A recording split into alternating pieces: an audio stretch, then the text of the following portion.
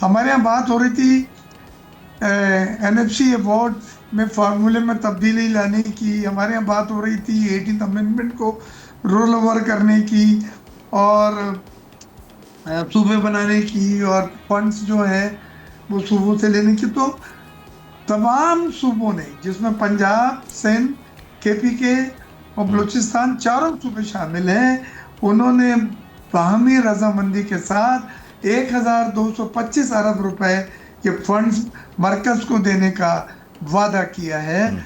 और ये वो फंड्स हैं कि जो जैसे हमें एनएफसी अवार्ड मिलेगा हम इतने पैसे काट के हुकूमत, लेकिन ये चीजें 3 साल के लिए और 2 मद में सिर्फ खर्च होंगी। एक डिफेंस एक्सपेंडिचर, दिफाई अखराजात, और दूसरा जो है वो डेट रिपेमेंट है, कर्जे और उसकी सूद की अदायगी।